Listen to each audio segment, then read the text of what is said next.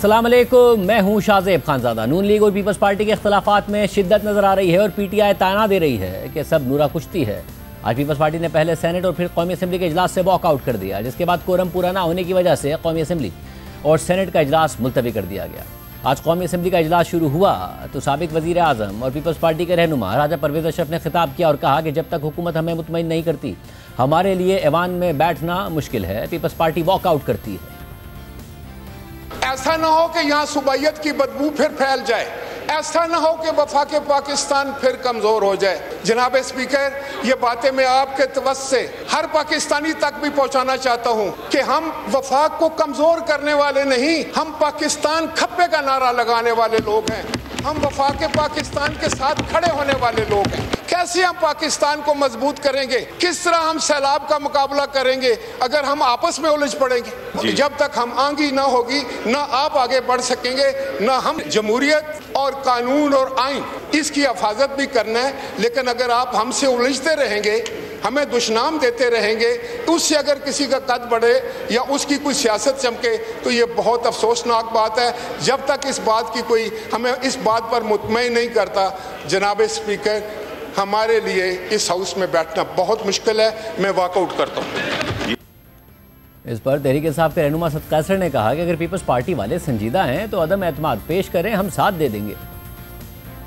हम people party की ये फ्रेंडली फायर को जो है ना वेलकम करते हैं। हम समझते हैं कि अगर ये संजीदा है तो आए, अदम एतमाद पेश करें, हम इसके साथ दे देंगे। अदम एतमाद में इस हुकूमत को फारग करने में हम इसका साथ दे देंगे। अभी आए, मैं हमें ऑफर करता हूँ अपनी तरफ से, अगर ये अदम एतमाद पेश करते हैं तो हम पूरा सपोर्ट करेंगे इसको अदम एतमाद में।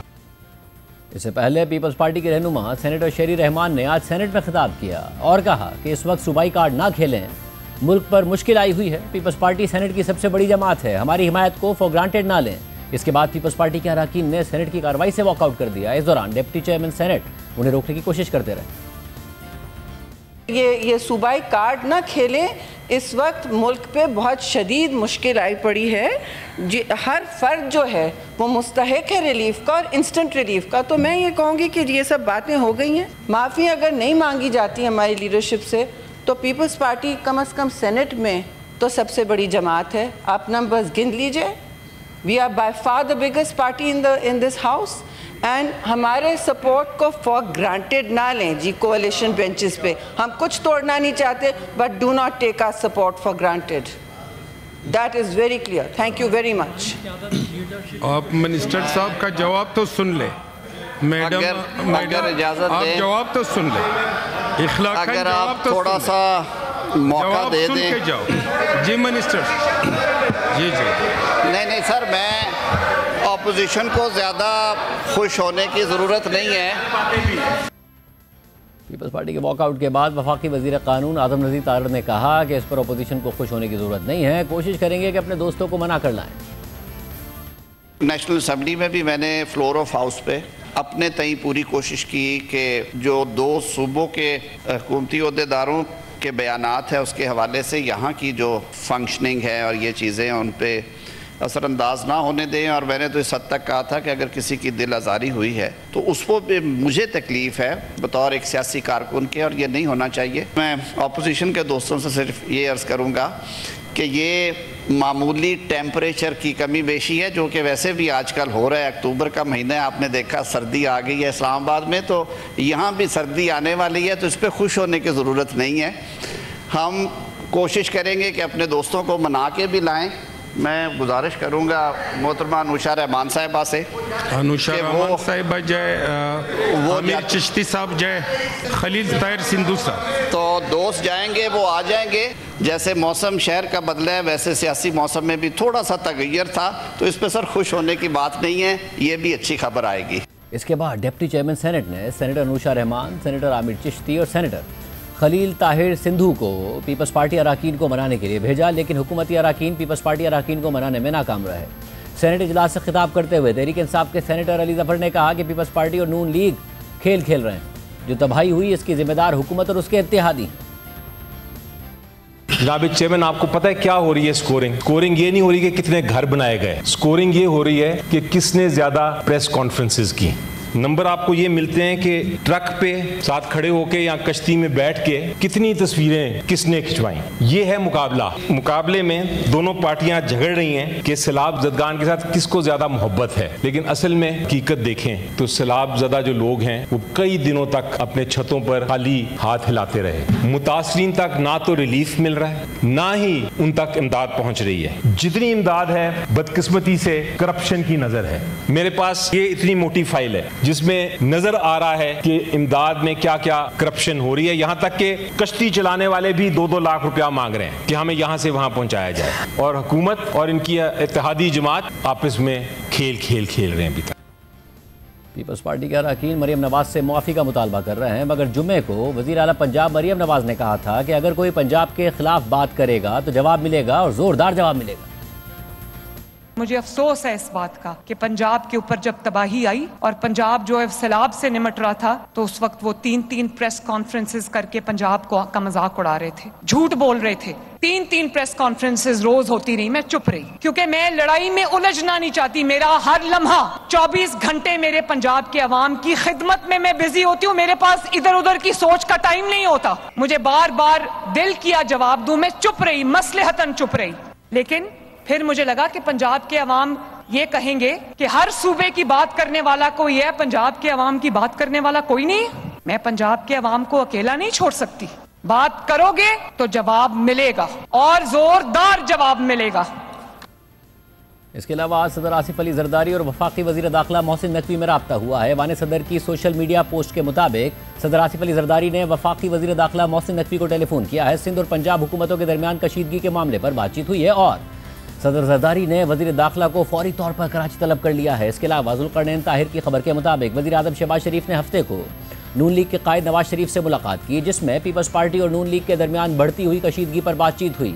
वजीर आज़म ने नवाज शरीफ से दरख्वास्त की कि वो मामलात को ठंडा करने में अपना किरदार अदा करें। खबर के मुताबिक ये मुलाकात जाती उम्रा में हुई, जिसमें हुकूमती उमूर के साथ साथ सिंध हुकूमत के साथ सैलाब और कैनाल के तनाज़ात पर भी गुफ्तगू हुई। ज़राए के मुताबिक वज़ीर आज़म ने नून लीग के सदर से कहा कि पीपल्स पार्टी हुकूमत में उनकी इत्तेहादी है, इसलिए हुकूमत को बेहतर अंदाज में चलाने के लिए दोनों जमातों के दरमियान तनाज़ात को तूल नहीं देना चाहिए। खबर के मुताबिक ज़राए का कहना है कि शहबाज शरीफ चाहते हैं कि नवाज शरीफ वज़ीर आला पंजाब मरीम नवाज से बात करें और उन्हें कायल करें कि वो नरमी इख्तियार करें और पीपल्स पार्टी के साथ मुफाहमत करें। वज़ीर आज़म ने नवाज शरीफ पर जोर दिया कि वो मरीम नवाज को मसालहती रवैया इख्तियार करने का कहें और पीपल्स पार्टी की क़यादत के साथ सैलाब और कैनाल के मामले पर जारी तनाज़े को ख़त्म करें। खबर के मुताबिक नवाज शरीफ को पीपल्स पार्टी के इंतज़ामी और तरक्याती मामलात से मुताल्लिक तहफ़्फ़ुज़ात पर भी ब्रीफिंग दी गई। दोनों रहनुमाओं ने इस पर इत्तफ़ाक़ किया कि हुकूमत के इस्तेहकाम के लिए इत्तेहादी जमातों में इत्तेहाद बरकरार रखना ज़रूरी है। खबर के मुताबिक ताहम नून लीग के सरकारी बयान में कहा गया कि वज़ीर आज़म ने पार्टी सरबराह को अपने हालिया गैर मुल्की दौरों के बारे में आगाह किया और आज़ाद कश्मीर की सूरत हाल पर तफसीली ब्रीफिंग दी, जिसमें मुजाहिरीन के साथ कामयाब मुज़ाकरात के नताइज भी शामिल थे। खबर के मुताबिक दोनों इत्तेहादी जमातों के दरमियान लफ्ज़ी जंग का आगाज़ सैलाब मुतासरीन के मुआवजे के मसले से हुआ, जो बाद में कैनाल्स के मामले तक पहुँच गया। वज़ीर आला पंजाब मरीम नवाज ने पीपल्स पार्टी की क़यादत से कहा कि वो अपनी नसीहतें अपने पास रखे, जिसके जवाब में पीपल्स पार्टी ने एहतजाजन अपने अरकान असम्बली और सेनेट को इजलासों से दूर रखा और मरीम नवाज से मुआफ़ी का मुतालबा किया। ताहम मरीम नवाज ने वाज़ेह किया कि वो सैलाब और कैनाल के मामले में अपने मौक़िफ़ के हवाले से पीपल्स पार्टी से कभी मुआफ़ी नहीं मांगेंगी। इस सारी सूरत पर बात करेंगे। हमारे साथ मौजूद हैं सीनियर साहब तजज़ियाकार हामिद मीर साहब। मीर साहब बहुत शुक्रिया मुझे ज्वाइन करने के लिए। मीर साहब, ज़ाहिर अल्फाज की हद तक इख्तिलाफात नज़र आ रहे हैं, पीपल्स पार्टी वॉकआउट भी कर रही है, मगर तहरीक इंसाफ ये कह रही है कि नूरा कुश्ती है, फ्रेंडली फायर है। क्या वाकई मामला कोई संगीन है या फ्रेंडली फायर ही है?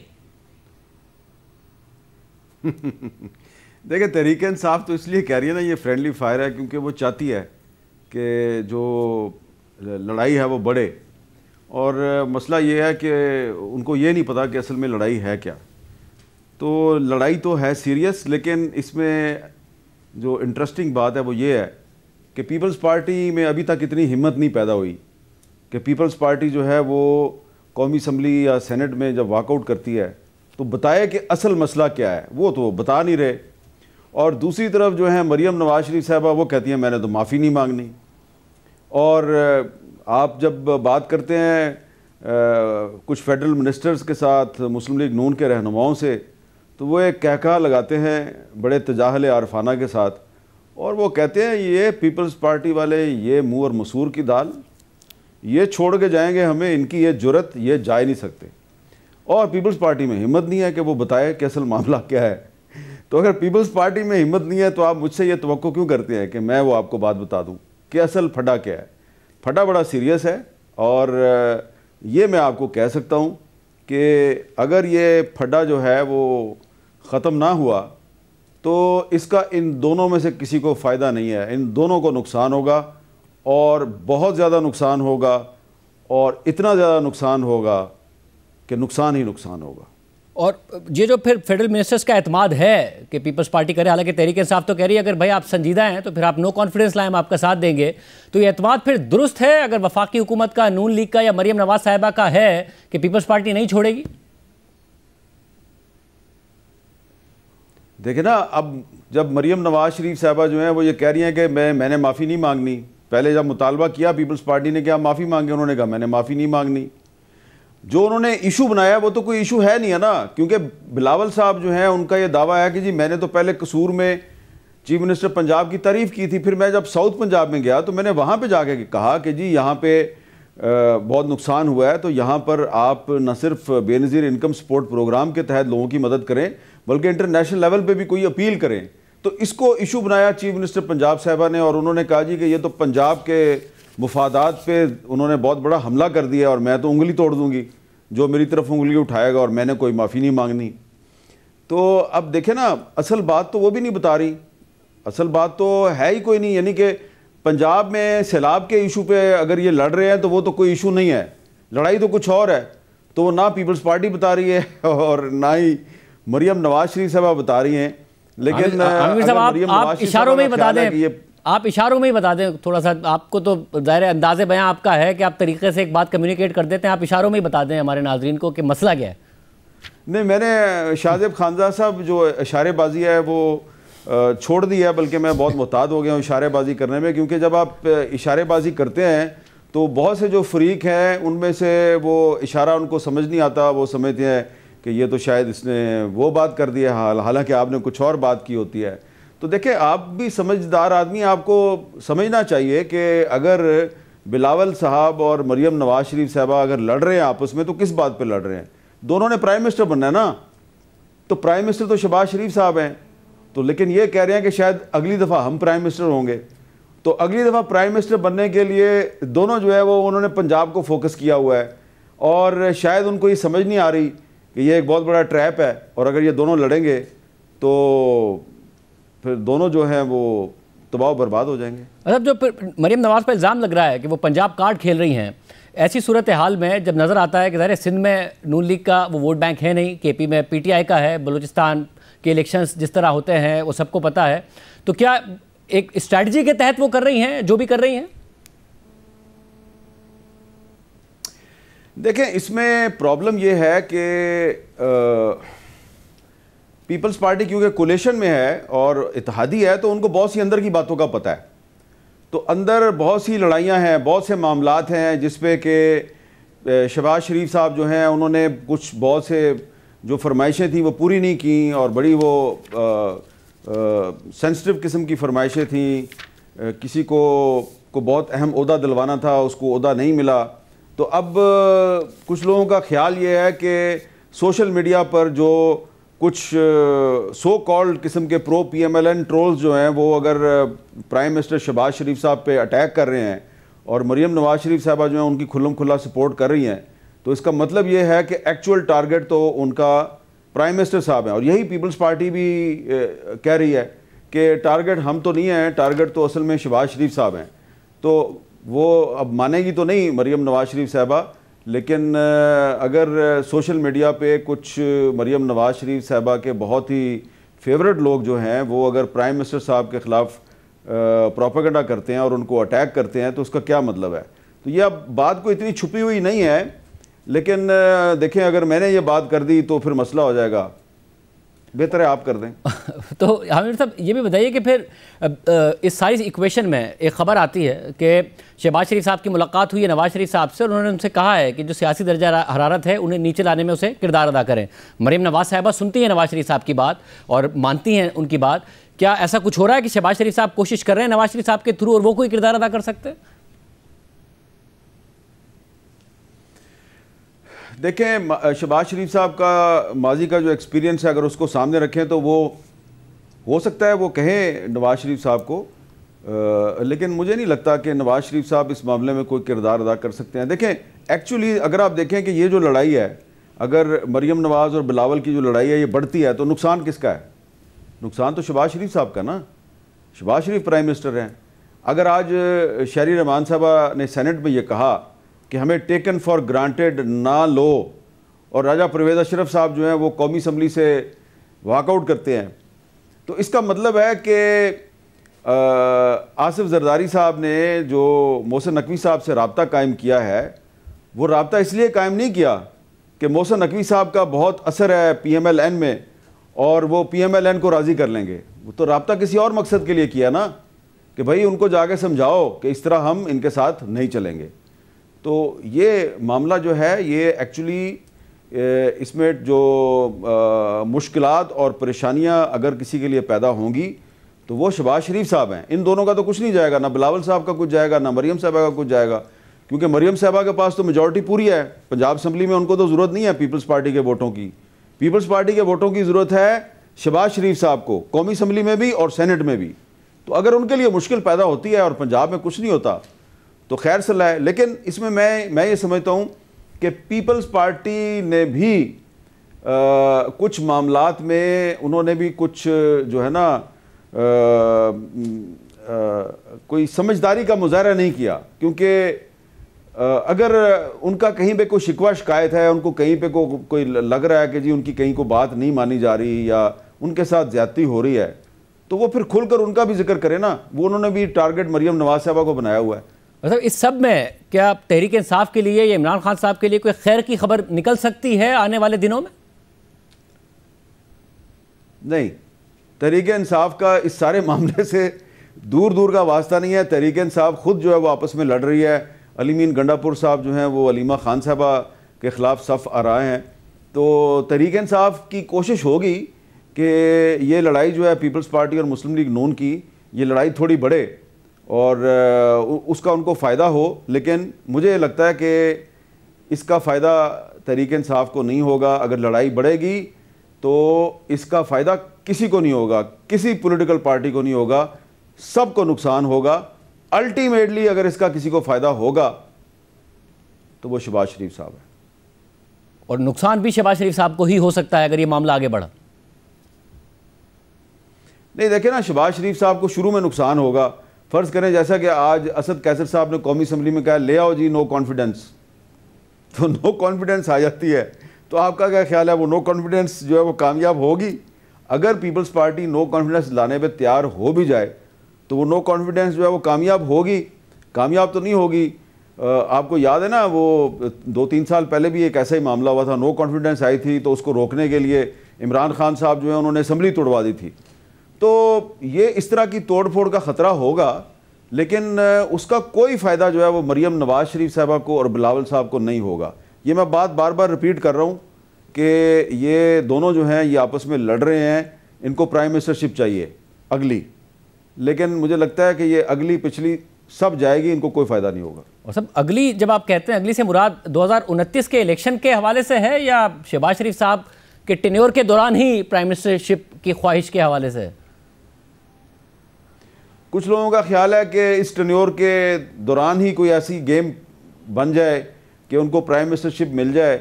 कुछ लोगों का ख्याल है कि 2029 का जो इलेक्शन है उसके बाद उनको प्राइम मिनिस्टरशिप मिलनी चाहिए। लेकिन मुझे 2029 में भी इन दोनों के लिए काफ़ी मुश्किल नज़र आ रही है। और साहब, फिर सारी सूरत हाल में इस इख्तलाफ से अगर हटकर बात करें, क्या तहरीक इंसाफ जिसकी आप बात करें कि वो तो आपस में लड़े हुए हैं, अलीमीन गंडापुर और हलीमा खान साहब ने ज़ाहिर एक दूसरे के खिलाफ भी बयानात दिए, सोशल मीडिया भी बहुत ज़्यादा डिवाइडेड नज़र आता है तहरीक इंसाफ का, क्या कुछ ऐसा है जो तहरीक इंसाफ अपनी हिकमत अमली में तब्दीली करे तो उनके लिए आसानी हो सके, या हिकमत अमली का कोई ताल्लुक नहीं है उनके लिए आसानी पैदा होने से फिलहाल?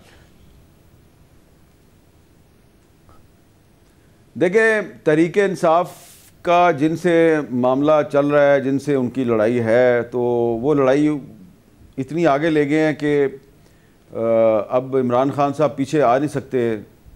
और अब उस किस्म की लड़ाई जो है वो उसमें अगर ड्रैग हो जाए PMLN और पीपल्स पार्टी तो किसी को भी फ़ायदा नहीं है।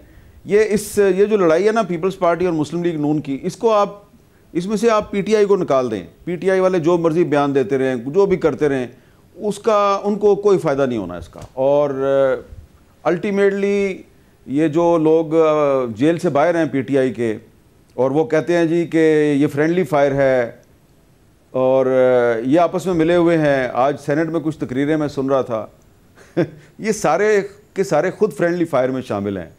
ये खुद भी जब हुकूमत पे तनकीद करते हैं तो वो फ्रेंडली फायर होता है। तो इनका ख्याल है कि पीपल्स पार्टी और नून लीग आपस में लड़ रहे हैं तो वो भी फ्रेंडली फायर है।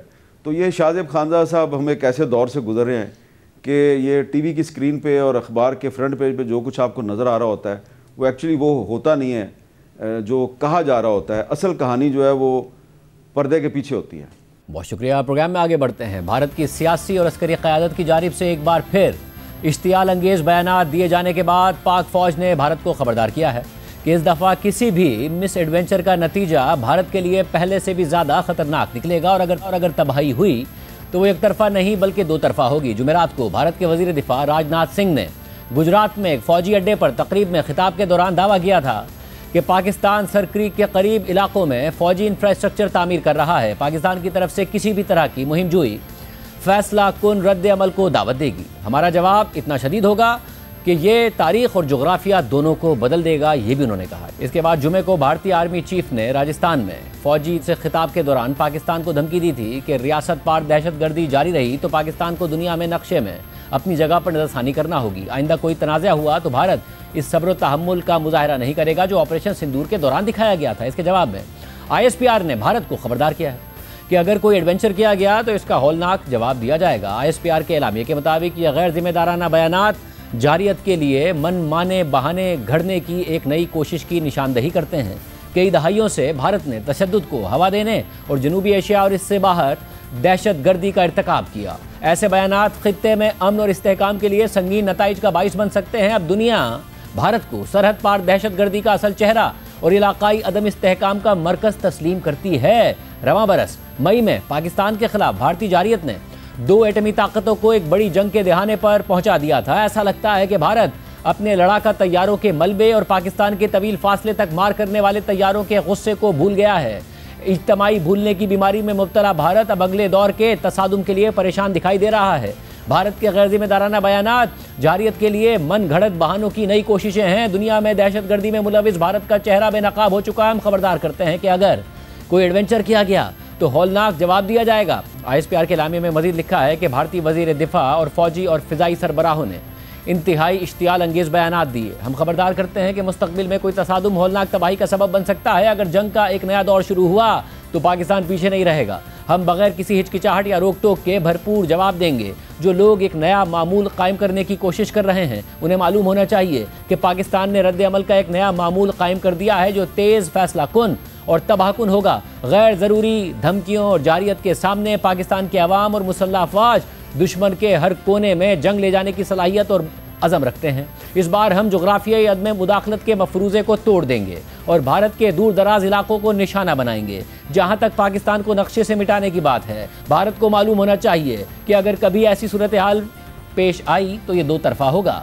इसके अलावा जुमे को ही भारतीय योम फ़िज़ाइया की तकरीब में भारतीय air chief air marshal AP Singh ने एक बार फिर ये दावा कर दिया था कि ऑपरेशन सिंदूर के दौरान पाकिस्तान के 4 से 5 लड़ाका तैयारे तबाह हुए जिनमें ज़्यादातर F-16 थे। इसी तरह के एक बयान के जवाब में वज़ीर दिफा ख्वाजा आसिफ पहले भारत को ये चैलेंज कर चुके हैं कि दोनों ममालिक अपने तैयारों की गिनती आज़ाद माहिरीन से करवा लेते हैं। जबकि भारतीय सियासी और अस्करी क़यादत के हालिया बयानात पर जी न्यूज़ के प्रोग्राम नया पाकिस्तान में गुफ्तगू करते हुए ख्वाजा आसिफ ने कहा कि भारत की जानिब से कोई एडवेंचर खारिज अज़ इम्कान नहीं है, लेकिन भारत को जो नुकसान पहुंच सकता है इससे मुताल्लिक वो ज़रूर सोचेंगे। दूसरी तरफ भारतीय अखबार हिंदुस्तान टाइम्स के मुताबिक भारतीय वज़ारत दिफा के आला हुकाम इस हफ्ते अपने रूसी हम मनसबों से मुलाकात करेंगे ताकि मज़ीद 5 S-400 एयर डिफेंस सिस्टम्स या तो मुश्तरका तौर पर तैयार करने या फिर बराह रास्त खरीदने पर गौर किया जा सके, जिसका मकसद भारत की तवील फासले की दिफाई सलाहियत को मजीद मजबूत बनाना है।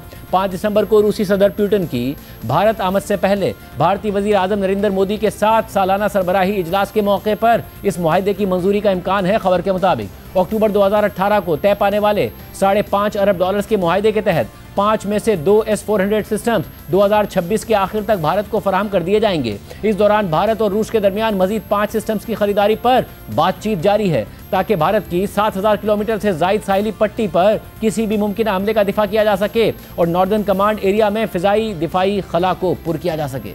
इस पूरी सूरत हाल पर बात करेंगे। हमारे साथ मौजूद हैं दिफाई तज्जियाकार शहजाद चौधरी साहब। शहजाद साहब, बहुत शुक्रिया मुझे ज्वाइन करने के लिए। साहब, आपको लगता है कि जो कुछ हुआ ऑपरेशन सिंदूर के दौरान, ना भारत को डोमेस्टिकली कोई सपोर्ट मिली बल्कि सियासी तौर पर उन्हें बड़ी सुबकी का सामना करना पड़ा वज़ीर आज़म मोदी को। आज भी कांग्रेस सवाल करती है कि बताइए कि हमारे कितने तैयारे तबाह हुए, इंटरनेशनली वो जो सपोर्ट एक्सपेक्ट कर रहे थे वो उन्हें नहीं मिली, ट्रंप की बैड बुक्स में वो आए। इस सब के बाद भी एक नया एडवेंचर वो कर सकते हैं? मेरा ख्याल है ऐसा पागलपन, माफ कीजिएगा, ऐसा पागलपन मेरा ख्याल है वो नहीं दोहराएगा। और उसकी वजह यह है कि इस तरह के किसी भी एडवेंचर के लिए अहदाफ का क्लियर होना बहुत वाज़ेह होना चाहिए। अहदाफ जब तक वाज़ेह ना हो उस वक्त तक आप अपनी मिलिट्री को ख़ास तौर पर एक ऐसे मुल्क के ख़िलाफ़ और एक ऐसी तजर्बे के अंदर जिसके अंदर कि आप पहले हज़ीमत उठा चुके हैं, दोबारा उसमें झोंकना नहीं चाहेंगे। एक चीज़। दूसरी बात, उन्होंने जियोपॉलिटिकल लेवल के ऊपर बहुत ज़्यादा लूज किया है इस 4 दिन की जंग के बाद जो मई में हुई। यानी वो अपनी साख खो बैठे, उनकी अफवाज साख खो बैठी, नुकसानात उनके उसके अलावा हैं। उन नुकसानात को पूरा करना, उस कमियों को पूरा करना जिनकी बुनियाद पे वो समझ बैठे थे कि शायद वो बहुत एक बड़ी ताकत बन चुके हैं, ये तमाम वो चीज़ें हैं जहाँ पर कि बहुत बड़ा धचका पहुँचा है उनको। तो मैं अगर सियासी तौर पर देखूं यानी जियोपॉलिटिकल लेवल के ऊपर, तो मुझे कोई उनकी उसमें फ़ायदा नज़र नहीं आता, बल्कि रिस्क है एक बहुत बड़ा। एक दफ़ा फिर मुंह की खानी पड़ गई तो जो थोड़ी बहुत साख रह गई है अपने हुजम की वजह से या अपने एक मेन कंट्री होने की वजह से एशिया के अंदर और एक बड़ी फौज होने की वजह से, वो भी ख़त्म हो जाएगी, खाक में मिल जाएगी।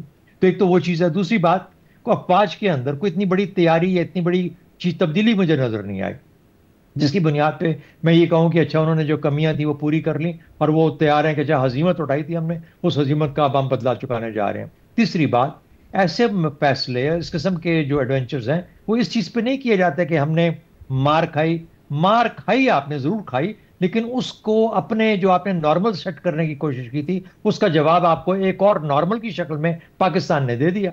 तो पाकिस्तान ने भी एक नॉर्मल सेट कर दिया। तो उस तजर्बे को दोबारा भुगतना, उस तजर्बे में से दोबारा गुजरना एक ऐसी कौम के लिए जो कि हर तरफ से इस वक्त दबी हुई है। देखिए ना, मुआशी तौर पर उसके ऊपर क्या मुश्किलात हैं। ट्रंप ने कितनी टैरिफ्स लगा दी हैं, रूस के साथ तेल खरीदने के ऊपर कितनी पाबंदियां हैं, उसके बाद उसको अपनी जगह लूज होती महसूस हो रही है in the committee of nations geopolitical level के ऊपर। ऐसी सूरत के अंदर एक मुल्क इतनी बड़ी छलांग लगाएगा और एक न्यूक्लियर मुल्क के साथ माथा लगाना चाहेगा, मेरा ख्याल है कि पहले भी गलती की थी, ये उससे बड़ी गलती होगी। जो आपने बातें की मेम साहब, ज़ाहिर है अब ये ग्राउंड रियलिटीज़ हैं जिसके ऊपर आपने तज़िया दिया, और दूसरी तरफ नरेंद्र मोदी हैं जो ज़ाहिर है एक एक्सट्रीम राइट विंग पॉलिटिक्स करते हैं और भारत के अंदर आमतौर पर जो उनके सरबराहान हैं वो इस किस्म के स्टेटमेंट्स नहीं देते थे, मगर अब सभी को देने पड़ रहे हैं। क्रिकेट टीम को भी अनप्रोफेशनल एटीट्यूड अपनाना पड़ रहा है। ऐसे में जब इलेक्शन आ रहे हो बिहार में, तो क्या नरेंद्र मोदी जैसी शख्सियत इन तमाम कैलकुलेशंस को जो कि एक सैनिटी के अगेंस्ट हैं, जा सकते हैं वो इन तमाम कैलकुलेशंस को इग्नोर करके?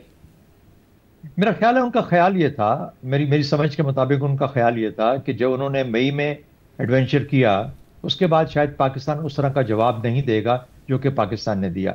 एक 6 मई था, फिर एक 10 मई था, और 9 और 10 की रात को जो हुआ वो उनकी सोच से भी बाहर था।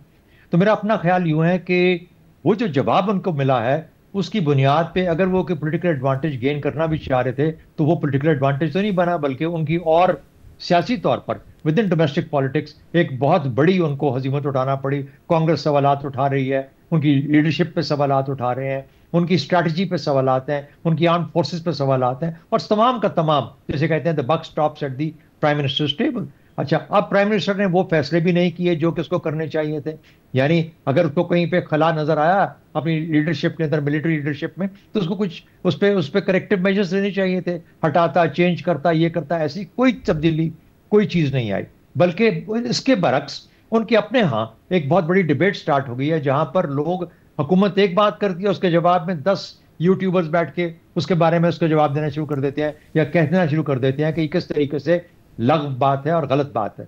यानी वो अपने ही लोगों के बीच में अपनी साख को ख़त्म कर रहे हैं। तो मेरा ख्याल है कि बावजूद इसके कि नरेंद्र मोदी नरेंद्र मोदी है और उसने अभी तक इस तरह के तमाम एडवेंचर्स छोटे छोटे करके फायदा हासिल करने की कोशिश की, मगर इस दफा पाकिस्तान का जो रिस्पांस था वो उसको तवक्को नहीं थी उस रिस्पांस की। उस रिस्पांस ने उसको मजबूर कर देगा कि वो जहां पे सोचता है वहां पे रुक जाए, और रुका है वो बड़ी हद तक। तो मैं नहीं समझता कि वो अपने सियासी फायदे के लिए, जहां तक ये जो मिलिट्री लीडर्स की आपको बातें सुनाई देती हैं, जिंगोइज्म, ये क्या वजह है कि उनको ये कहना पड़ रहा है? क्या वजह है कि पहले नहीं कहा आज तक? इस वजह से कि जिस किस्म की क्लियर विक्ट्री पाकिस्तान ने हासिल की और जिस किस्म की मार उनको पड़ी, उसके लिए हौसला बढ़ाने के लिए, अपने लोगों को बताने के लिए कि नहीं, हमारे अंदर जुबान भी है और हमारे अंदर हिम्मत ताकत भी है, वो ये बात करते हैं basically making up for the losses that they have suffered by just using a hard language, sabre rattling के साथ। तो मेरा ख्याल है कि उसका जवाब खातिर खा हमारे ISPR ने दे दिया है, और हकीकत भी वही है, और उसका नमूना भी पाकिस्तान ने पेश कर दिया था मई के अंदर। तो उसके ऊपर मुझे कोई ऐसी, देखिए पाकिस्तान की जो मिलिट्री डिप्लॉयमेंट्स है ना, या मिलिट्री की जो स्ट्रक्चर्स हैं, बहुत बैलेंस्ड है। यानी अगर आपको याद हो, हमारी मई के अंदर जो आपके साथ प्रोग्राम हुए और उसके बाद एक दो, तो उसके अंदर जो मैंने वाजे किया था कि साउथ हो या नॉर्थ हो या सेंटर हो, यही 3 जगह है ना हमारे बॉर्डर में इंडिया के साथ, तो तीनों जगह पे पाकिस्तान की मिलिट्री का जो कॉम्पोजिट अवेलेबिलिटी है अपने स्ट्रेंथ के अंदर, बड़ी ही बैलेंस्ड है। हर फौज का कोशिश होती है कि एक जंग के अंदर एक इम्बैलेंस क्रिएट किया जाए दूसरी तरफ, यानी मैं ऐसी जगह पे हमला करूं कि वो सब भाग के इस तरफ आ जाए तो दूसरी तरफ खिलाफ पैदा हो जाए। लेकिन वो जंग, वो जमाना अब चला गया, अब वो रह नहीं गया। अब पाकिस्तान ने अपनी डिप्लॉयमेंट्स भी और बैलेंस रखी हुई है कि साउथ हो तो उसको भी हम केटर कर लेते हैं। भुज के ऊपर अटैक किया 400 बैटरी में उनकी रेडार्स के ऊपर, सिमिलरली नॉर्थ में हमने किया सेंट। तो इस तरीके से ये तमाम मुमकिन है, ये कोई ऐसी चीज नहीं है जो कि गैर मुमकिन हो। पाकिस्तान को पंच मारनी आती है और वो पंच उसने मार के दिखाई है, इससे फर्क नहीं पड़ता कि ज्योग्राफिकली भी कौन सा एरिया। बहुत शुक्रिया air vice retired Shahzad Choudhary साहब की गुफ्तगू आपने सुनी। प्रोग्राम में आगे बढ़ते हैं। दूसरी तरफ जुनूनी इंतहा पसंद खुद भारत के लिए खतरा बनते जा रहे हैं। अक़लियतों और निचली ज़ातों के दुश्मन भारतीय इंतहा पसंदों के हाथ अब भारत की आला अदलिया तक भी पहुँच गए हैं, और एक वकील ने हिंदू देवता की तौहीन का इल्ज़ाम लगाकर भारत के चीफ जस्टिस पर भरी अदालत में जूता फेंक दिया। यानी वो भारतीय अदलिया जिसने मुतनाज़े फ़ैसलों के ज़रिए मोदी सरकार का एजेंडा आगे बढ़ाने में बड़ा किरदार अदा किया, और जिन भारतीय अदालतों पर यह तनकीद होती है कि भारत का अदालती निज़ाम एक आज़ाद निज़ाम था, मगर मोदी सरकार ने उसे भी अपना मातहत बनाकर रख दिया, और चंद जजेस के अलावा अब भारतीय अदलिया के जजेस सिर्फ मोदी सरकार के एजेंडे को आगे बढ़ा रहे हैं, मगर उस अदलिया से भी अब इंतहा पसंद मुतमईन नहीं है। यानी ये साफ जाहिर है कि जब अदालतें इंतहा पसंदों को खुश करने की कोशिश करती हैं तो उससे इंतहा पसंदों का इत्मीनान नहीं बल्कि उनकी डिमांड बढ़ जाती है। भारतीय मीडिया के मुताबिक चीफ जस्टिस BR गवाई ने दिन का पहला मुकदमा सुनना शुरू ही किया था कि अचानक एक 71 साला वकील ने नारेबाजी शुरू कर दी और इसके बाद उन पर जूता फेंक दिया। भारतीय मीडिया के मुताबिक वाक़े के दौरान चीफ जस्टिस ने तहम्मुल का मुजाहरा किया और कहा कि मुझ पर ऐसे हमलों का कोई असर नहीं होगा। इसके बाद उन्होंने मामूल की अदालती कार्रवाई जारी रखी। दिल्ली पुलिस ने कहा कि वकील राकेश किशोर की इस हरकत की तहकीकात जारी हैं। 71 साला वकील मुबैना तौर पर हिंदुओं के भगवान विष्णु की मूर्ति की बहाली से मुताल्लिक चीफ जस्टिस ऑफ इंडिया के रिमार्क्स पर नाखुश थे। जूता उछालने वाले वकील को फौरन सिक्योरिटी एहलकारों ने पकड़ लिया। बाद में उन्हें सुप्रीम कोर्ट के सिक्योरिटी यूनिट के हवाले कर दिया गया। अदालत से बाहर ले जाते वक्त उस वकील ने नारा लगाया कि हिंदू धर्म का अपमान नहीं सहेगा हिंदुस्तान। चीफ जस्टिस गवाई ने 16 सितंबर को मध्य प्रदेश में 7 फीट बुलंद हिंदुओं के भगवान विष्णु की मूर्ति की तामीर नौ के लिए दायर करदा दरख्वास्त को मुस्तरद करते हुए दरख्वास्त गुजार से कहा था कि ये महज पब्लिसिटी का मामला है, पब्लिसिटी का मुकदमा है। अगर आप भगवान विष्णु के अकीदतमंद हैं तो आप दुआ करें और कुछ मुराकबा करें। चीफ जस्टिस के रिमार्क्स पर तनकीद की गई तो उन्होंने वजाहती बयान में कहा कि मैं तमाम मज़ाहिब का एहतराम करता हूँ, और रिमार्क्स इस तनाजुर में दिए गए थे कि मंदिर की देखभाल का इख्तियार भारतीय आसार कदीमा के पास है। भारत के चीफ जस्टिस गवाई का ताल्लुक हिंदुओं में सबसे निचली समझे जाने वाली दलित जात से है। इस पर भारतीय अपोजिशन पार्टी कांग्रेस की तर्जुमान शमत ने एक पोस्ट में लिखा कि ये वो हाल है जो बीजेपी और RSS की नफरत की सियासत ने इस मुल्क का कर दिया है। जब एक निचली जात का चीफ जस्टिस ही महफूज नहीं तो इसी से निचली जात के आम शहरियों की सूरत हाल का अंदाज़ा लगाया जा सकता है। जबकि कांग्रेस के सदर और राज्यसभा में अपोजिशन लीडर मल्लिकार्जुन ने एक पोस्ट में लिखा है कि आज सुप्रीम कोर्ट में भारत के चीफ जस्टिस पर हमले की कोशिश एक गैर मामूली, शर्मनाक और काबिल नफरत वाक़या है। यह अदलिया की इज्जत और वक़ार और कानून की हुक्मरानी पर हमला है। जब एक मौजूदा चीफ जस्टिस जो अपनी काबिलियत, दियानत और मेहनत के बल पर मुल्क के आला तरीन अदालती ओहदे तक पहुँचे हैं, इस तरह निशाना बनाए जाएंगे तो ये एक निहायत तशवीशनाक पैगाम देता है। ये दरअसल एक ऐसे शख्स को डराने और बेइज्जत करने की कोशिश है जिसने आइन की सरबुलंदी के लिए समाजी रुकावटों को तोड़ा। ऐसा अकल से आरी अमल जाहिर करता है कि पिछली एक दहाई में नफरत, जुनून और तासुब ने किस तरह हमारे मुआशरे को अपनी लपेट में ले लिया है। मैं कांग्रेस की तरफ से इस हमले की शदीद तरीन अल्फाज में मजम्मत करता हूँ। हमारी अदलिया की हिफाजत और सलामती सबसे अहम है। इंसाफ और अकल को गालिब आना चाहिए, धमकी और खौफ को नहीं।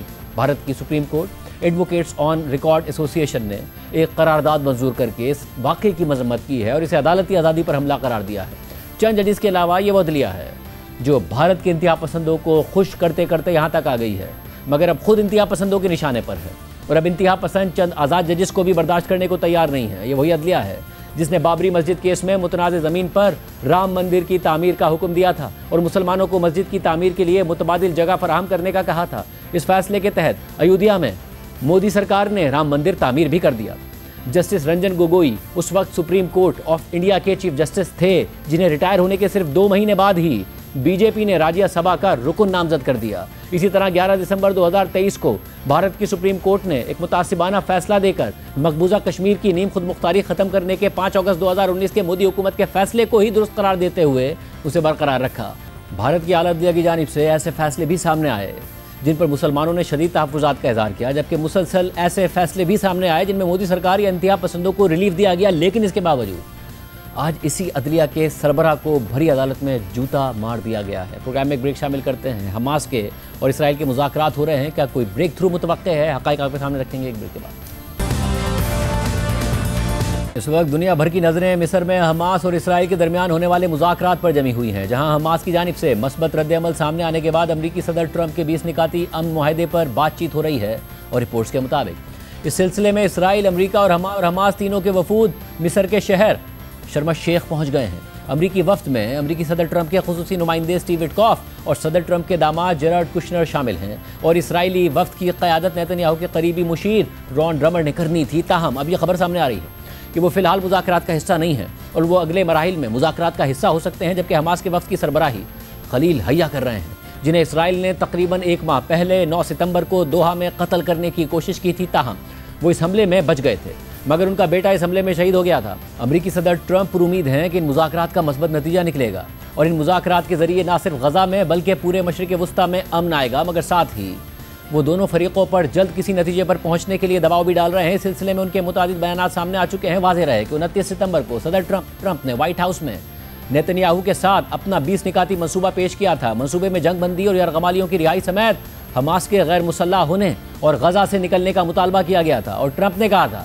कि मुस्लिम दुनिया समेत दुनिया भर के ममालिक इस मनसूबे के हक़ में हैं और इसराइल ने भी इस पर रजामंदी जाहिर कर दी थी। जबकि हमास के बारे में इन तहफ़्फ़ुज़ात का इज़हार किया जा रहा था कि वो शायद कुछ सख्त शराइत की वजह से इस मनसूबे को मुस्तरद कर देगी। ताहम हमास ने जुमे को बाज़ाब्ता तौर पर मस्बत रद्द-ए-अमल दिया और यरगमालियों की फौरी रिहाई के मुतालबे को कबूल कर लिया। ताहम उन्होंने इसराइली फ़ौज के गज़ा से फौरी इनखिला समेत मनसूबे के कुछ निकात पर मज़ीद बातचीत का मुतालबा भी किया, जिस पर सदर ट्रंप ने भी मस्बत करार दिया। और हमास के जवाब के बाद ट्रंप ने इसराइल से गज़ा में हमले आर्जी तौर पर रोकने का मुतालबा कर दिया। इसके अलावा ट्रंप ने सोशल मीडिया पर एक पोस्ट में एक नक्शा शाया करते हुए कहा कि मुज़ाकरात के बाद इसराइल इनखिला की इब्तिदाई लाइन पर मुत्तफ़िक हो गया है, जिसे हमने हमास को दिखाया और इसके साथ शेयर कर दिया है। जब हमास इसकी तस्दीक करेगी तो जंगबंदी फ़ौरन मौसर हो जाएगी, यरगमालियों और कैदियों के तबादले का अमल शुरू होगा और हम अगले मरहले के इनखिला के लिए हालात पैदा करेंगे, जो हमें इस 3000 साला अलमिये के खात्मे के करीब ले जाएगा। इस मामले पर आपकी तवज्जो का शुक्रिया और मज़ीद अपडेट्स के लिए तैयार रहें। अमरीकी सदर ट्रंप हमास के जवाब को मस्बत करार दे रहे हैं, मगर साथ ही वो हमास को मुआहदे में ताख़ीर पर मुकम्मल तबाह करने की धमकी भी दे रहे हैं। अमरीकी नशरियाती इदारे CNN की रिपोर्ट के मुताबिक सदर ट्रंप ने CNN को बताया कि अगर हमास इक़्तिदार और गज़ा पर कंट्रोल छोड़ने से इनकार करती है तो उसे मुकम्मल तबाही का सामना करना पड़ेगा, जबकि वो अपने मुजव्विज़ा जंगबंदी मंसूबे को आगे बढ़ाने की कोशिशों में मसरूफ़ हैं। CNN के जैक टेपर ने जब सदर ट्रंप से पूछा कि अगर हमास इक़्तिदार में रहने पर इसरार करती है तो क्या होगा, तो इस पर सदर ट्रंप ने एक टेक्स्ट मैसेज के जरिए जवाब दिया कि मुकम्मल तबाही यानी हमास का मुकम्मल खात्मा होगा। जैक टेपर ने सदर ट्रंप से उनके 20 निकाती मंसूबे पर हमास के रद्द अमल के बारे में सेनेटर लिंडसे ग्राहम की तशरीह का हवाला देते हुए पूछा कि हमास ने मौसर तौर पर इस मंसूबे को मुस्तरद कर दिया है क्योंकि वो गैर मुसल्लह होने से इनकार कर रही है, गजा को फ़लस्तीनी कंट्रोल में रखने पर इसरार कर रही है और यरगमालियों की रिहाई को मुज़ाकरात से जोड़ रही है। जैक टेपर ने ट्रंप से पूछा कि क्या सेनेटर लिंडसे ग्राहम गलत हैं। इस पर सदर ट्रंप ने कहा कि मुझे तवक्को है कि जल्दी ये वाज़ेह हो जाएगा कि आया हमास वाकई अमन के लिए पुरअज़म है या नहीं।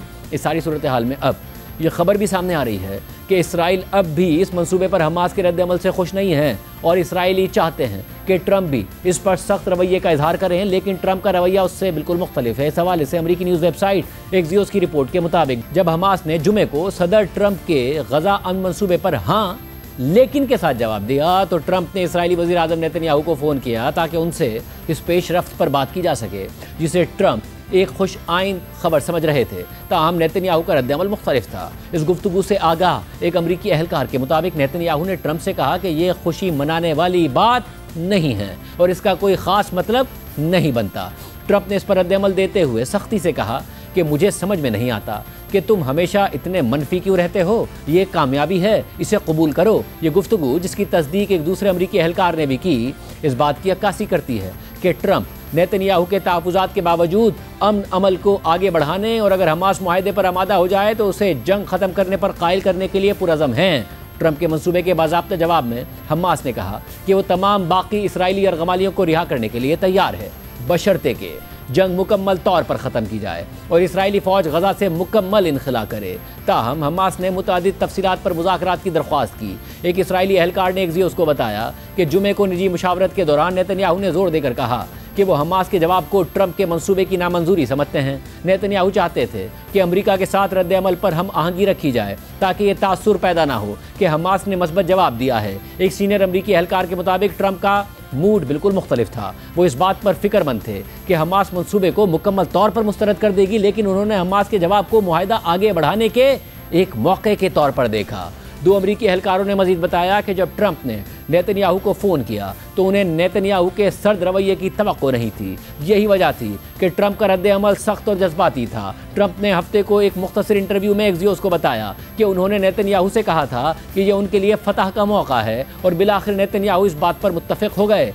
ट्रंप ने कहा कि नेतन्याहू इस पर राज़ी थे, उन्हें राज़ी होना ही पड़ेगा क्योंकि उनके पास कोई चॉइस नहीं है। मेरे साथ सबको राज़ी होना ही पड़ता है। एक अमरीकी अहलकार ने बताया कि जुमे की कॉल के दौरान ट्रंप और नेतन्याहू के दरमियान बातचीत काफ़ी तनाव का शिकार थी और ट्रंप वाज़े तौर पर नाराज़ थे। ताहम दोनों अमरीकी अहलकारों ने इस बात पर जोर दिया कि सख्त और दो टोक गुफ्तगू के बावजूद दोनों रहनुमाओं के दरमियान बिलाखिर एक इत्तफाक़ राय पैदा हो गया। एक अहलकार ने मजीद बताया कि आखिरकार सदर ट्रंप अमन चाहते हैं और यही सबसे अहम बात है। ट्रंप इंतज़ामिया पहले ही इसराइल के साथ करीबी ताउन कर रही है ताकि ये मकसद हासिल हो सके। हफ्ते को ट्रंप ने दोनों फरीक़ैन पर जोर देना जारी रखा कि वो मुआहदे को हतमी शक्ल दें। ट्रंप ने हमास के लिए एक अवामी पैगाम जारी किया जिसमें हमास को ताख़ीरी हरबे इस्तेमाल न करने की वार्निंग दी गई। सदर ट्रंप ने जोर दिया कि अगर हमास ने यरगमालियों की रिहाई के लिए पेशरफ्त न की तो मुआहदा ख़त्म कर दिया जाएगा। सदर ट्रंप ने इसराइल को भी कायल कर लिया कि वो गजा के कुछ हिस्सों से इसराइली अफवाज के इब्तिदाई इनखला के लिए एक अपडेटेड नक्शे पर रजामंद हो जाए। इस सारी सूरत हाल में आज हमास और इसराइल और अमरीका के वफूद मुज़ाकरात के लिए मिस्र पहुँच गए हैं।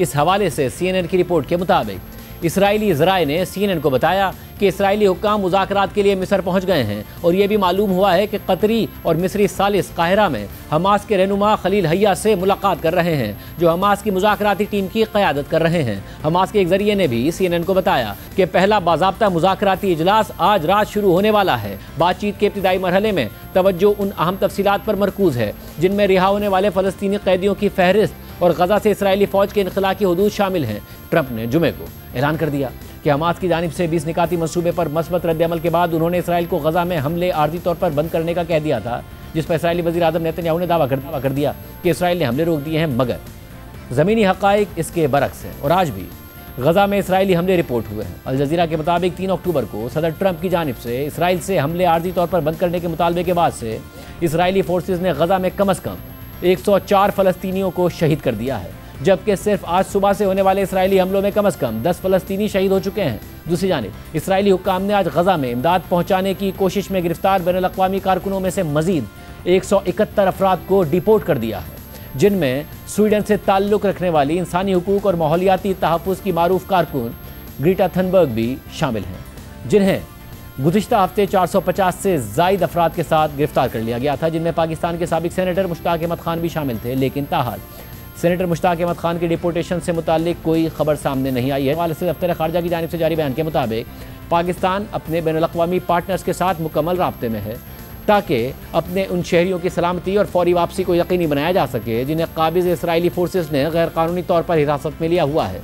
एक दोस्त यूरोपीय मुल्क के सिफारती ज़राए के जरिए तस्दीक हो चुकी है कि साबिक सेनेटर मुश्ताक अहमद इसराइली काबिज़ फोर्सेस की तहवील में हैं और वो महफूज और सेहतमंद हैं। मजीद बताया गया है कि मकामी कानूनी तकाज़ों के मुताबिक सेनेटर मुश्ताक को अदालत में पेश किया जाएगा और जब मुल्क बदरी के अहकाम जारी होंगे तो उनकी वापसी को फौरी बुनियादों पर मुमकिन बनाया जाएगा। 22 साला ग्रेटा थनबर्ग को आज इसराइली हुकाम ने 171 अफराद के साथ डिपोर्ट कर दिया है, मगर उन्हें गुज़िश्ता 4 दिनों से इसराइल में इंतहाई सख्त हालात का सामना करना पड़ा था।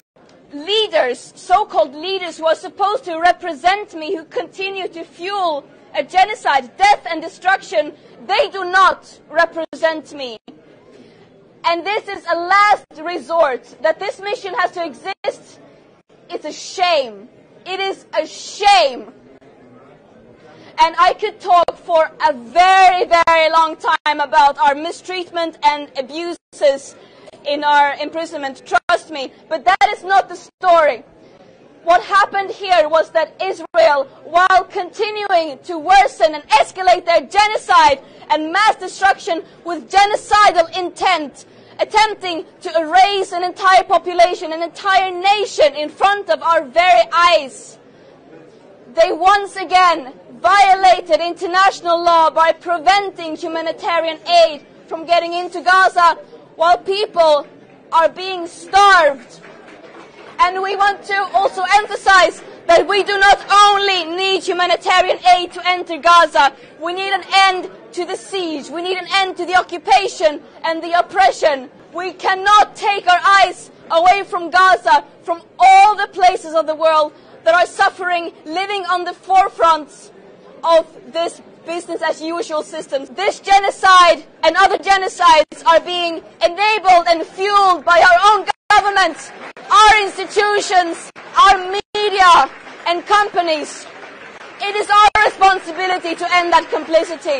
आज के प्रोग्राम में इतना ही। अल्लाह हाफ़िज़।